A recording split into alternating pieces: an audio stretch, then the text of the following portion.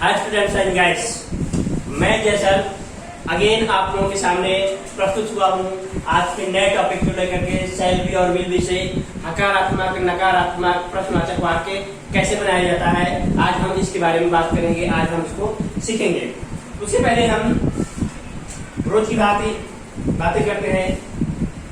कबीर दास की एक लाइन मुझे याद आती है।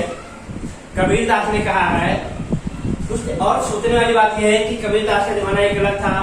उन लोगों ने उस टाइम पे जो बातें बोली थी कही थी, आज के भी टाइम पे बहुत रिलेवेंट है, मतलब बहुत ही उपयोगी है। उनकी एक लाइन मुझे याद आती है, एक दोहा याद आता है, जिन खोजा तिन पाइया गहरे पानी पैठ, जिन खोजा तिन पाइया गहरे पानी पैठ, और मैं बखुरा बूढ़न डरा रहा किनारे बैठ। इसका मतलब होता है कि जो लोग समुद्र के अंदर मोती खोजने के लिए डुबकी लगा करके आते हैं, बिना डरे हुए वो मोती खोज के लाते हैं। मतलब वो कह रहे हैं कि जिन्होंने खोजा उनको मिल गया। जिन खोजा तिन पाइया गहरे पानी पे, मतलब समुद्र की गहराइयों में से मोती निकाल के लेकर आते हैं। लेकिन कबीरदास जी अपने आप को कहते हैं, मतलब दूसरे लोग जो डरपोक होते हैं, मैं बपुरा बोल डरा, और मैं डर के मारा, बोलने के डर के मारे किनारे ही बैठा रहा और कुछ नहीं मिला। तो कहने का मतलब ये है, बिना हिम्मत किए बिना कुछ किए नहीं हो सकता। इसलिए अंग्रेजी भी ऐसी है कि कुछ लोग ऐसे सोचते रहते हैं कि हम देखेंगे पढ़ेंगे, लेकिन ऐसा कभी नहीं आता। हिम्मत करनी पड़ती है, आगे बढ़िए। और मैंने कई बार कहा है कि मैं आप लोगों के साथ में हूँ, आपको गिरने नहीं दूंगा, आपको संभालते रहूंगा, उठाते रहूंगा और आपको गाइड करते रहूंगा। इसी साथ में हम आज का टॉपिक स्टार्ट करते हैं, शैल बी और विल बी से हकारात्मक नकारात्मक और प्रश्नवाचक वाक्य कैसे बनाया जा सकता है। तो हम देख रहे हैं आई और वी के साथ में शैल बी आता है, you he see it this that they these those. Anita या कोई एक व्यक्ति का नाम है, उसके साथ में विल बी आएगा। ये भविष्यकाल में आता है। भविष्यकाल में अगर हम हकारात्मक वाक्य देखें, आई से बनाया है, I shall be a businessman. अब हम बात करते हैं, आई इसमें क्या है, करता है, शैल बी क्या है, क्रिया भविष्यकाल की। तो आई शैल बी, मैं बनूंगा या मैं होऊंगा ए बिजनेसमैन, एक बिजनेसमैन बनूंगा, मैं एक बिजनेसमैन बनूंगा। ये हकारात्मक वाक्य में इस तरह से अगर हमको कोई वाक्य कंपोज करना है भविष्यकाल में कि मैं एक बिजनेसमैन बनूंगा, तो उसके लिए इस तरह से बनाया जा सकता है, I shall be a businessman, मैं एक बिजनेसमैन बनूंगा। अगर हमको इसी को नकारात्मक वाक्य बनाना, मतलब नेगेटिव सेंटेंस कंपोज करना है कि मैं एक बिजनेसमैन नहीं बनूंगा, तो हमको सिर्फ नॉट ही जोड़ देना है, I shall not be a businessman.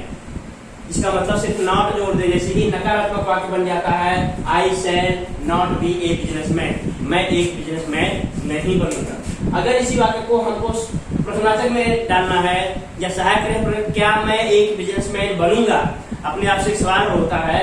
अगर इसको लिखना है, क्या मैं एक बिजनेसमैन बनूंगा, तो मैंने पहले बताया है सहायक क्रिया को हम पहले आगे उतार देते हैं। तो इसकी सहायक क्रिया है शैल बी या विल बी। तो यहाँ पे सहायक क्रिया शैल बी है, तो हमने पहले शैल को लिखा है, शैल आई बी, बी पीछे चला जाता है, शैल आई बी ए बिजनेसमैन, पीछे क्वेश्चन मार्क रख दिया। इसका मतलब हो जाता है, क्या मैं एक बिजनेसमैन बनूंगा। इस तरह से ये सहायक क्रिया से प्रश्नवाचक वाक्य क्लियर होता है। अगर हमको सहायक क्रिया से प्रश्नवाचक वाक्य दूसरा बनाना, नेगेटिव बनाना है, क्या मैं एक बिजनेसमैन नहीं बनूंगा। अगर बोलना है क्या मैं एक बिजनेसमैन नहीं बनूंगा, तो हमको पता है हमको सिर्फ नॉट ही जोड़ना है, तो शैल आई नॉट बी ए बिजनेसमैन। इसका मतलब होता है, क्या मैं एक बिजनेसमैन नहीं बनूंगा। अगर इसको व्यवस्थित फिर से हम देखेंगे, अगर बोलना है मैं एक बिजनेसमैन बनूंगा, तो I shall be a businessman. अगर नेगेटिव में बोलना है, मैं एक बिजनेसमैन नहीं बनूंगा, I shall not be a businessman. अगर उसे कहना है क्या मैं एक बिजनेसमैन बनूंगा, तो सहायक क्रिया आगे आ गई, शैल आई बी ए बिजनेसमैन। क्या मैं एक बिजनेसमैन नहीं बनूंगा, तो सहायक क्रिया आगे, शैल आई नॉट बी ए बिजनेसमैन। इस तरह से 4 टाइप के वाक्य कंपोज हो रहे हैं। अब आगे हम देखते हैं क्वेश्चन वर्ड से प्रश्नवाचक वाक्य से वाक्य कैसे जनरेट होता है, कैसे कंपोज होता है, कैसे बनाया जाता है। तो इसके देखने के लिए हमको कर्ता और कर्म को देखना है। ये कर्ता है, ये वर्ब है और ये कर्म है। और मैंने बताया कर्ता से भी प्रश्न बनाया जा सकता है और कर्म से भी प्रश्न बनाया जा सकता है। मैं एक बिजनेसमैन बनूंगा, इससे सवाल पूछते हैं कर्ता से। कर्ता क्या है? आई से सवाल पूछेंगे। आई मतलब मैं क्या बनूंगा। जब जनरेट होता है, हिंदी में जनरेट होता है, हिंदी में सवाल बनता है मैं क्या बनूंगा, तो उसको हम जब इंग्लिश में डालेंगे तो क्या के लिए व्हाट, उसके लिए आप सब्जेक्ट उतारेंगे व्हाट आई और shall be, what I shall B. इसका मतलब होता है मैं क्या बनूंगा। इस तरह से इसमें वाक्य कंपोज होता है, वाक्य बनता है। अगर हम एक बिजनेसमैन की कर्म की बात करें, एक बिजनेसमैन, मैं एक बिजनेसमैन बनूंगा, तो अगर कर्म से बोले एक बिजनेसमैन कौन बनेगा, सवाल जनरेट होता है, सवाल पैदा होता है मैं बिजनेसमैन कौन बनेगा। तो कौन के लिए इंग्लिश वर्ड है, क्वेश्चन वर्ड है हु। तो हु, इसके बाद हमने हेल्पिंग वर्ब उतारा, who shell be a businessman, एक बिजनेसमैन कौन बनेगा। इंटरेस्टिंग पॉइंट मैं फिर बता दे रहा हूं आपको कि अगर हम कर्ता से वाक्य बनाते हैं, जैसे ये कर्ता से आई से हमने वाक्य बनाया है, क्वेश्चन जनरेट किया है, तो ऑब्जेक्ट नहीं आता, इसमें एक बिजनेसमैन नहीं आया है। और अगर हम कर्म से वाक्य जनरेट करते हैं या क्वेश्चन बनाते हैं तो कर्ता नहीं आता। जैसे इसमें हमने एक बिजनेसमैन से बनाया है, तो इसमें आई नहीं आया है, कर्ता नहीं आया है, इसका हमको ख्याल रखना चाहिए। इस तरह से वाक्य कंपोज होता है। आगे हम दूसरा वाक्य देखते हैं, जैसे दे, तो दे के साथ में विल भी आता है, और हम देखेंगे टेबल में दे के साथ में विल भी है। ये दे सब्जेक्ट है, विल भी क्रिया है। तो दे विल बी इंजीनियर्स, वह सभी इंजीनियर बनेंगे। अगर हमको हिंदी में वाक्य मिलता है कि वह सभी इंजीनियर बनेंगे, तो उसको इंग्लिश में किस तरह से कंपोज किया जा सकता है, हकारात्मक वाक्य दे विल बी इंजीनियर्स। अगर हम टेबल देखेंगे, दे यहाँ पे कर्ता दिया गया है, विल बी दिया है, और हमको सिर्फ ऑब्जेक्ट ही जोड़ना है। तो ये देखेंगे टेबल पे दे विल बी इंजीनियर्स, वह सभी इंजीनियर बनेंगे। अगर इसी को नकारात्मक वाक्य बनाना है, नेगेटिव, वह सभी इंजीनियर नहीं बनेंगे, तो नहीं के लिए हमको पता है नॉट से जोड़ देना है। सहायक क्रिया विल बी के बीच में नॉट आ जाएगा, they will not be engineers, वह सभी इंजीनियर नहीं बनेंगे। अगर इसको सहायक क्रिया प्रश्न बनाना है कि वह सभी क्या बनेंगे, या क्या वह सभी इंजीनियर बनेंगे, तो जैसे मैंने पहले कहा है सहायक क्रिया पहले उतार देंगे, तो सहायक क्रिया पहले आ गई, बाकी सबको पीछे कर दिया।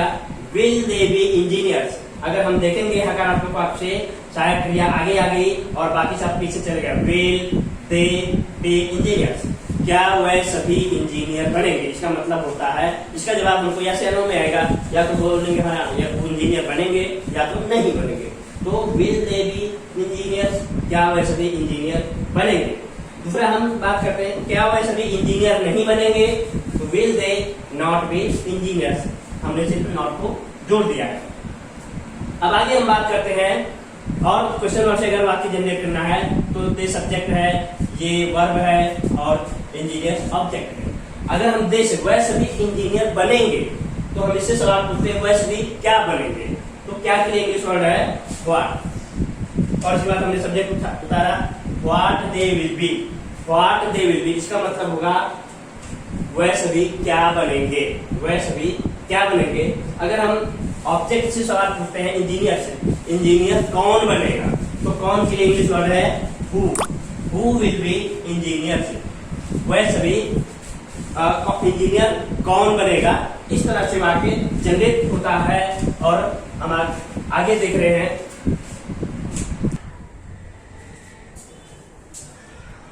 हम आगे बात करते हैं इसमें दूसरे वाक्य के ऊपर देखते हैं दूसरा वाक्य कैसे बनता है। जैसे हमने सी को लिया है, तो सी करता है, सी के साथ में विल भी आता है, तो हम अगर नया वाक्य इसमें कंपोज करना चाहें तो she will be my friend, वो मेरी दोस्त होगी। सी हकारात्मक वाक्य होगा, सी विल बी माई फ्रेंड, वो मेरी दोस्त होगी। इस तरह से अगर हमको भविष्य काल में वाक्य बनाना है तो she will be my friend.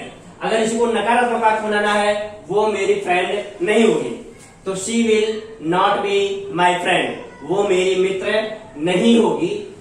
ये नकारात्मक में बनता है, हमने नॉट जोड़ दिया है सिर्फ नॉट को लगा करके। अगर सहायक है क्या वो मेरी दोस्त होगी, तो सहायक क्रिया को आगे उतार दिया, will she be my friend, क्या वो मेरी दोस्त होगी। आगे क्या वो मेरी दोस्त नहीं होगी, तो will see not be my friend. हमने कर्ता के बाद में नॉट लगा दिया, बी माई फ्रेंड, वो मेरी दोस्त नहीं होगी। अगर हम इसको प्रश्नवाचक वाक्य क्वेश्चन वर्ड से कंपोज करते हैं तो हम कर्ता क्रिया कर्म देखते हैं। सी सब्जेक्ट है, विल बी वर्ब है और माई फ्रेंड ऑब्जेक्ट है। इससे सवाल बनाएंगे वह क्या होगी, तो क्या के लिए इंग्लिश वर्ड है व्हाट, कर्ता सी, व्हाट सी विल बी, मतलब वह क्या होगी, इसका मतलब होता है। अगर हम कर्म से बात करें माई फ्रेंड, तो who will be my friend, मेरा दोस्त कौन होगा। Who will be my friend, मेरा दोस्त कौन होगा। इसी तरह से हम दूसरा वाक्य कंपोज करते हैं दीज। दीज मतलब ये सभी, तो these will be my cars, ये सभी मेरी कारें हैं। हकारात्मक वाक्य में बात करेंगे, these will be my cars, ये सभी मेरी कारें हैं।